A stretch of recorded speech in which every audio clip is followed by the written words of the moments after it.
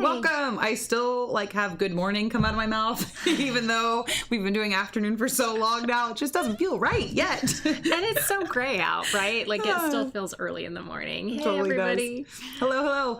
We're excited that we're all joining virtually today and talking about the topic of chasing joy.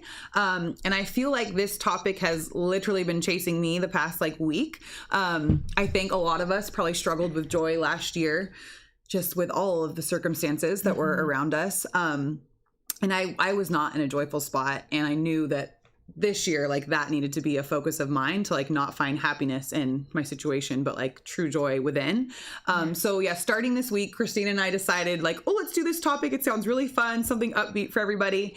And I was like, yes, joy. Here we go. Number one, that it's chasing me. Number two, most of you know that I love my Peloton so much. And one of my favorite instructors does a class called Sundays with Love. And every Sunday she talks about a virtue and she gives you thinking points. And it's kind of like a church service on the Peloton. It's really great. Yeah. And hers was joy this week. Joy. I'm like, of course it is. Here we go. So now Allie loves telling me about joy. And then I am trying to do journal prompts, because that just helps me kind of with my emotions and writing things out. I'm not very eloquent when I'm in a situation where I need to express my emotions. I'm not very good at it. So I'm just going to start journaling this year and see if that is helpful for me. And the prompt that I was doing was about joy and how it's not in your circumstances and it just needs to be found. And I was like, okay, I get it. The joy is chasing me now.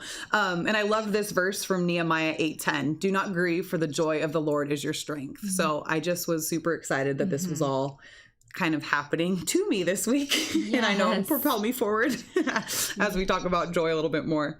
Yes. And just for something a little fun and lighthearted, we thought we'd kick off with the Bernie mitten meme from the inauguration. So what have you seen? What has been the best Bernie meme that you've seen out there? We're going to share a couple of ours, but put it in the chat. I'm going to pull up the chat here so I can see who's on and who is sharing their favorite memes. I love the one CPC. I follow them on Instagram too, and they put Bernie sitting in the main auditorium on the new carpet that's being installed. Because as they look at the carpet, they're like, "Oh, I don't see carpet. I just see memories, right? Stains, all the love. Stains of everything around." So the carpet's getting replaced, and Bernie was, sitting in there enjoying the new carpet in the auditorium. And then this one I saw, we are big Pixar fans at our house. So Bernie with the up balloons just hanging out there. Another good one was Bernie with the cast of Friends, because why not? He looks like he fits right in with his little mittens and his little mask there.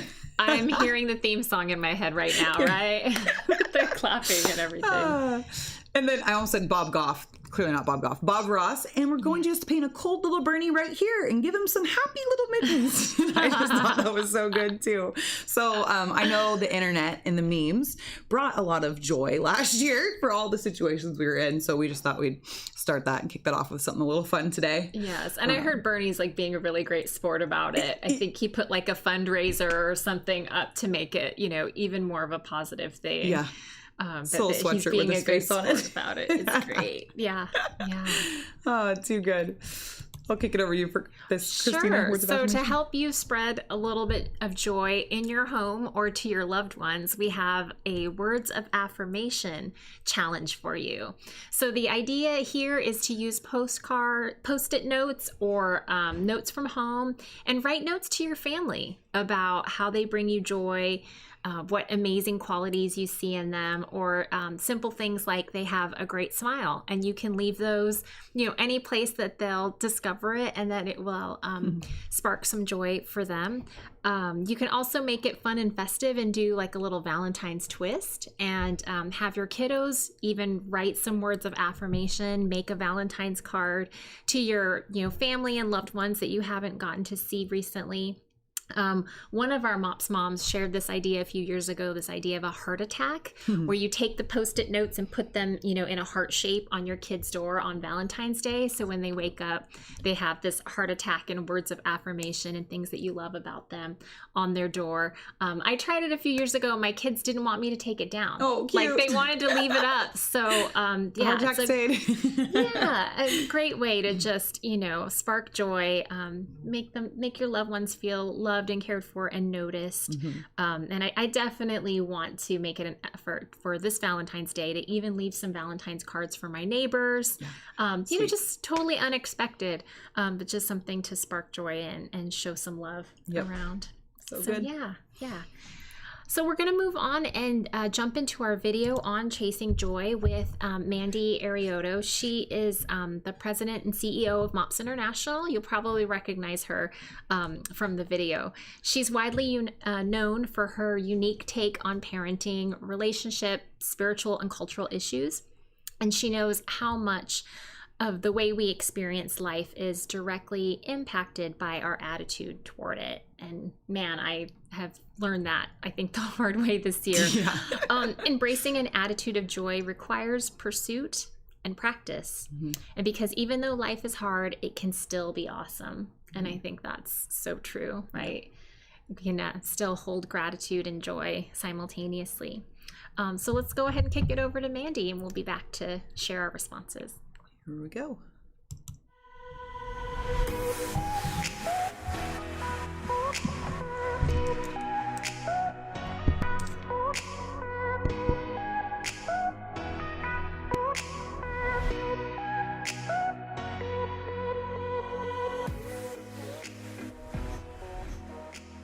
When my kids were little and I was curious what it was going to be like raising teenagers, I asked a mentor friend of mine who was sending her last kid off to college what her best advice was for raising teenagers.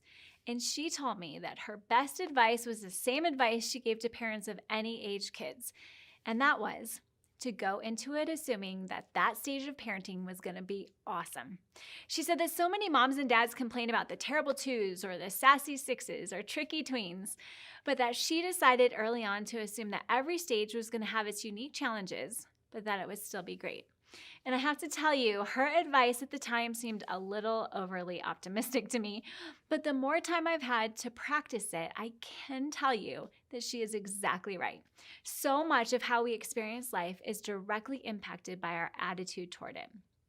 I'm now parenting 3 teenagers, and I have to tell you that teenagers are my favorite. They're hilarious and thoughtful and so much fun to be around. And I think that part of the reason I enjoy them so much is because as a mom, I so deeply resonate with what they're going through. And what I've discovered is that being a mom is almost exactly the same as being a teenager. Now, I know you're thinking this is totally ridiculous, but here's the data to support my hypothesis. So first, when you're a teenager, you need to ask your mom if you can go out. When you're a parent, you also need to ask your mom if you can go out, but it's because you need your mom to babysit. Second, something that moms and teenagers share is a universal delight in getting to drive the car by ourselves so that we can listen to the music of our choice. Third, when you're a teenager, you have to do some serious sneaking around to get a good makeout session in. And the same exact thing is true when you're a mom. Another thing that happens when you become a teenager is that your hormones go a little wonky for a little while. Again, same thing happens when you become a mom. And lastly, one more correlation between teenagers and moms is that the advice you received as a teenager suddenly starts to make sense when you become a mom. So I got this text recently from one of my best friends, Drea, reminding me of advice that my mom gave us when we were teenagers. And this is a screenshot of it. She said, "Do you remember when your mom told us that she only shaved her legs up to her knee and we were totally mortified? Now all I can think of is what a freaking genius." So there you go. Moms and teenagers have a lot in common. And the truth is that parenting at every stage can be hard, but it can also be full of so much joy if we approach it with the right perspective. And the same thing goes for life in general. It can be full of joy if we choose to acknowledge that even though it's hard, it can still be awesome. And so today we're going to be talking about how to chase after joy. But I have to be honest with you and tell you that joy is a word that never really resonated with me. I prefer concepts like adventure or fearlessness or audacity. And joy has always felt a little vanilla, a little plain for my taste. But what I'm learning is that joy is one of the most magnetic and contagious forces in the universe. It has the power to help us enjoy life, but it also can help the people in our lives enjoy us even more than ever before. So to start, I want to talk about why we need to talk about joy in the first place. And the reason is because in a survey of 5,000 women here in the US, where they were asked to rank the top 20 emotions that they feel on a regular basis, joy came in last 92% of the time. And our research at MOPS supports that data, with 84% of moms self-reporting that they regularly feel lonely, overwhelmed, anxious, or insecure. And in addition to all of that research, there was a study that came out last year by the Obstetrics Council in Australia stating that suicide is the leading cause of maternal death in their country. You heard that right. Suicide is the leading cause of maternal deaths, not only in Australia, but in the UK and Ireland as well. Staggering, right? We are a generation of women, and in particular moms, who desperately need to get serious about regaining our mental well-being and our joy. If you're anything like me, you might be wondering where to start and why the heck it takes so much intention to cultivate joy. I always thought that joy should just come naturally, but actually it isn't an innate emotion for most of us. In fact, if you were to ask a therapist what the most difficult emotion that we experience as humans is, they will tell you that it's joy. Makes no sense. Here's how it plays out. You walk into your kids' room to check on them when they're sleeping, and they look precious and perfect, and you feel overcome by love and joy. And then almost immediately, your mind starts to imagine all the terrible things that could happen, and all the joy is suddenly replaced with fear. Or you get a big promotion at work, and life is great, but in the back of your mind, you're wondering what's going to happen next, because surely something's going to derail all this goodness. And there's a term for this mental roller coaster. It's called foreboding joy. And it's when, without even really being aware of it, we're scared joy is going to be taken away from us. So we protect ourselves by dress rehearsing the worst, which means we never really enjoy the moment, never really let ourselves experience the fullness of joy because we're trying to protect ourselves. Brené Brown talks about this concept and tells a story of a man that she worked with who told her that for his whole life, he never got too excited or too joyful about anything. He stayed right in the middle because that way, if things didn't work out, he convinced himself he wouldn't be devastated. And if by chance things went well, then it was a pleasant surprise. That was until when he was in his 60s and lost his wife unexpectedly. And he said that in that moment, he realized he should have leaned harder into those moments of joy because preparing for the worst didn't protect him from the feelings of loss. It only robbed him of greater intimacy and joy during the 40 years he did have with her. So why does it take so much intentional effort to cultivate joy? First, because it can be a complicated emotion to navigate. But second, because it isn't dependent on our external circumstances. So Dan Gilbert gave this amazing TED Talk called The Surprising Science of Happiness. And in it, he shares this incredibly counterintuitive research that proves our joy isn't dependent on what happens to us. And what Dan and his team discovered is that 1 year after a life-altering experience, both lottery winners and paraplegics reported the same level of happiness. Can you let that sink in for a minute? A year after winning the lottery, you would have the same level of joy as a newly adapting paraplegic. Or a year after becoming a paraplegic, you would be as happy as someone who won the lottery. I personally have a tendency to put a lot of emphasis on the circumstances of my day, assuming that what does or doesn't happen is going to determine how I feel. But what this study tells us is that joy isn't dependent on having good things happen to us. And that also means we don't have to wait around for external experiences to trigger our joy. Instead, we have control over it. Joy is something that we cultivate internally, which is why we decided to use the phrase chase joy as one of the things we're focusing on at MOPS this year, because joy takes pursuit and practice. So I have some ideas for how to chase joy in your daily life, but before I share those ideas, here's a quick recap of the facts of joy. 1, you can be suffering or going through a hard time and still feel joy. 2, you may not be able to control your circumstances, but you are in control of how you react to them. Joy is a decision. 3, our brain wants to protect us from disappointment and fear, so it tries to short circuit our joy by reminding us of the worst case scenarios. So the best way to rewire our thinking is that when we have a fearful thought, we can acknowledge it like, okay, that would be horrible. And then we just get right back to appreciating the moment. You don't have to play out worst case scenarios. And the more frequently you notice those thoughts kind of coming up in your mind, you can redirect them to more joyful thoughts. And then the quicker your brain will rewire itself to get comfortable with joy. 4, God wants you to experience joy. Sometimes we think that we don't deserve joy, or that there's virtue in suffering, or that we need to focus on other people's joy to the detriment of our own. But let me tell you that none of that is true. In fact, in the Bible, it is full of people who are asking God for joy, and then God responds to them with good news. Like when King David writes, "Ask for joy, let me hear joy and gladness. Let the bones you have crushed rejoice." And then later, when the angel comes announcing the birth of Jesus, it says, "Have no fear, I bring you good news of great joy." So how do we practice good news and great joy in practical ways? Okay, first idea, go out of your way to make normal experiences special. So my friend Sherry shared with me about how her whole family, including her 4 grown kids, went on a vacation recently. And on the last night together, as they were all sitting around a table having dinner, her 22-year-old son named Spencer, who some of you might have seen at MomCon last year, intentionally went around the table, looking each person in the eye, telling each of them what he admired about them, recounted their individual accomplishments that year, and made what could have been just a normal dinner something that each of them will never forget. He brought joy to every person around that table, and Sherry said that every person left that night feeling a little more confident and a little more loved. You could replicate that by going home tonight around your own dinner table and telling each person in your family what you love about them. Or invite some friends over and go around the table and let every person know what you admire or what you see in them. And it might feel totally awkward at first, but once you do it once or twice and you see the impact, I'm guessing you'll be looking for any opportunity you can to find a way to speak joy over the people in your lives. Second idea, make at least one thing better every single place you go. I like this one because you can do it anywhere and no one knows what you're up to. So maybe you're at Target and there's a piece of clothing that fell off a hanger and is lying on the floor.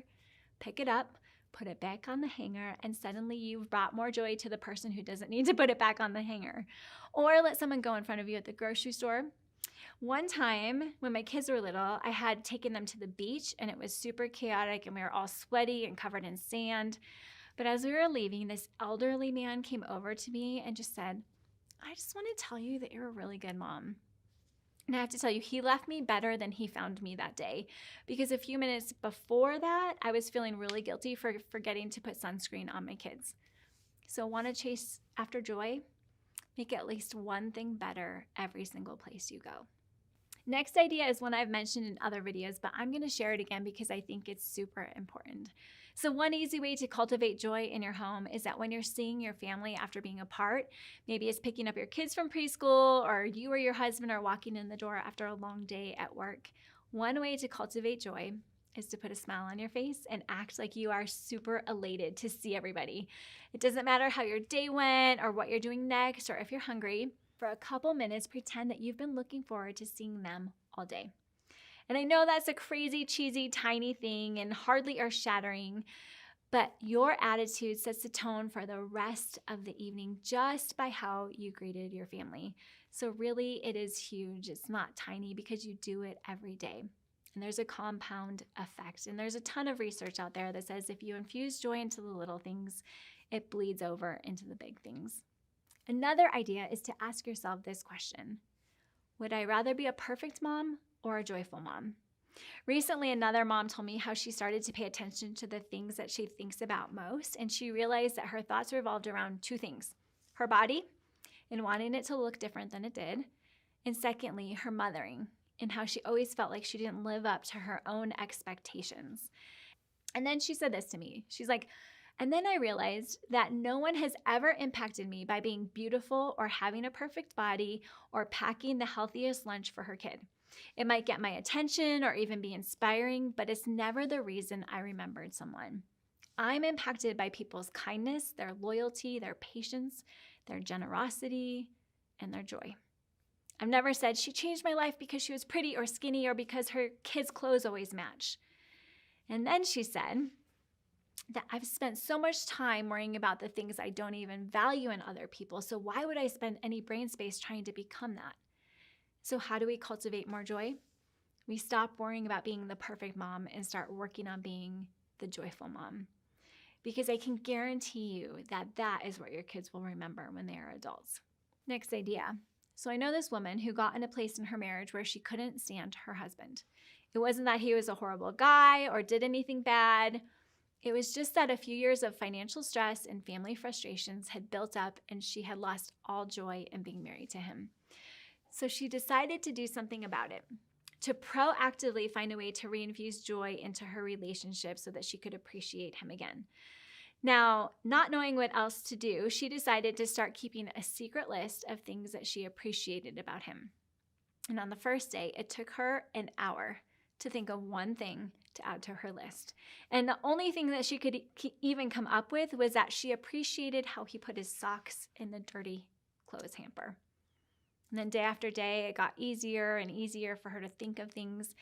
And after a few months, she started to feel more joy and appreciation for him. She began to see him in a different light, and she started to even look forward to him coming home from work. And then after 6 months, he noticed a change in her and asked what had brought back her joy, because he was now starting to look forward to come home to her as well. And so maybe regaining joy simply means starting to make a list. So my friends, may this be the year that you chase joy with everything you have, because you are the only one who can give your kids a joyful mom, the only one who can change the climate in your home, the one who can start to find joy in your marriage again, the one who has the ability to decide to rise up and chase joy, not only for the people around you, but for yourself as well. Because even though life is hard, it can still be awesome.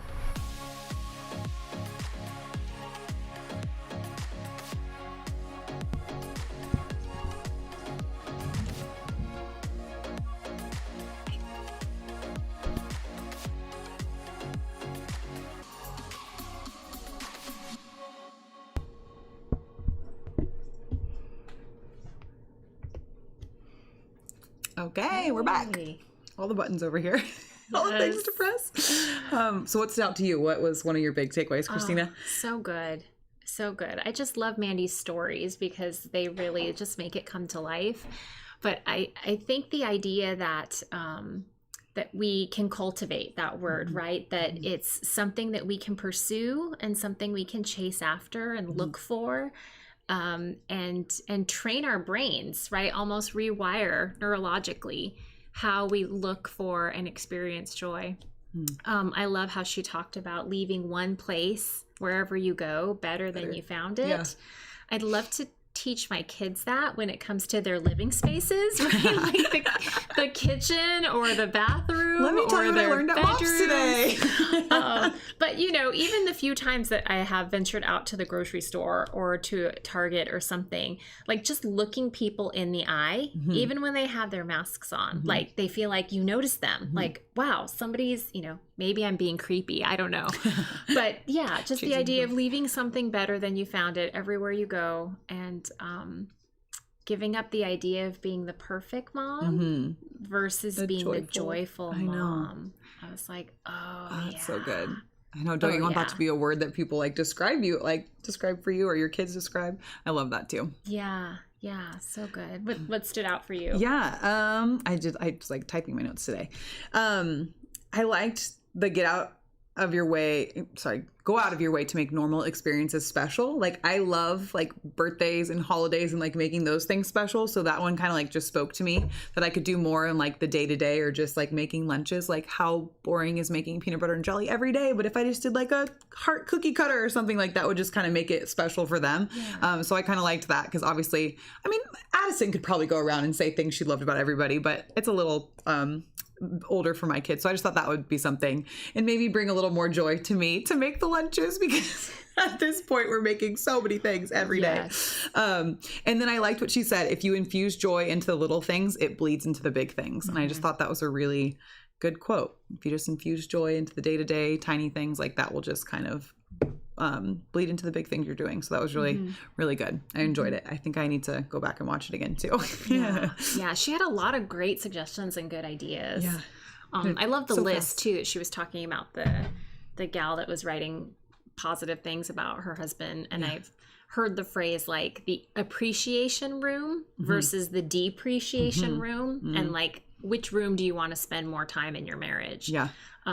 The appreciation or depreciation room. And Appreciation for sure. yeah, anytime I tend to get nitpicky, which is a lot, I'll admit, I remind myself of that phrase. I'm like, oh yeah, I don't want to spend too much time there. Moving on. Yeah. That's good. Well, yeah, we hope all of you enjoyed that as well. And you can share, I saw a couple things in the chat there of what stood out. And we're shaving excited. to the knee. Yeah, the shaving to the knee. Did that today. Just saying. My kids are at the age now where they'll like feel my leg and they'll just like keep going. I'm like, can you stop doing that? Like, are you like you're 2 and you're judging me? Like, really? Thank you for that. Thank you. Oh, so funny. But that was good. I saw Aaron comment on that too. Power to all of us doing that. Yes. Okay, so announcements that are coming up soon. We have, let me get us off the screen here. Here we go. Aaron Metzler is hosting a Let's Chat Books event on February 1st. It's crazy to see February on the calendar already. Yes. And this will be at 7:30 on Zoom. So Erin's going to post in the chat right now the Zoom link. And then she also made a little event for it in our Facebook group. So just join the fellow book lovers in our group, and we're going to chat about our favorite books from childhood, favorite books that we like to read with our kids right now, any books that have changed your life, books that have influenced your parenting, books that you would find yourself recommending to others, and then habits that help you read more. So I think it'll just be a really fun conversation, and then hopefully leave us inspired for a few extra books on our reading list. Not that my reading list is long right now, and then my stack of books that I buy and I like look at, that's also growing. I have a problem with all the books. Yes, I know. I'm the same. I'm looking forward to hearing how everyone incorporates reading into their life, because I feel like I don't have as much time to do that as I would like to. Yeah. So yeah. That's good. So join us if you can on the 1st. And then look for an email coming out probably in the next couple days about a fun little Valentine's treat pickup. We've really had a good time just passing out goodies for Christmas. And then, the other couple times we've done it for Halloween and all the things. So we have just a little fun surprise for you and then for your family to enjoy as a whole, that will just bring a little joy to you guys for Christmas, Valentine's Day. So if that doesn't work for you, the option that we give, we'll offer the porch pickup at my house or Christina's house again in Foster City and San Mateo. So look for a little, do we want to share more? Do we want to keep the surprise? I think we're looking at the 12th. Okay. February 12th, it's a Friday, as a pickup day, and we'll have a sign up, come out so that you can pick the time that you're going to come by between like 3 and 4:30. And if that day doesn't work for you on that Friday, then you can do a porch pickup from my place here in Foster City on Saturday or Sunday after that. But yeah, we really hope it just blesses your family. There's a lot of fun things in there, a couple ways to be creative, some fun treats for you and only you. So those are for you. And then there is also some fun treats for your kids. Yeah. So we're looking forward to that. Perfect. That'll be so fun.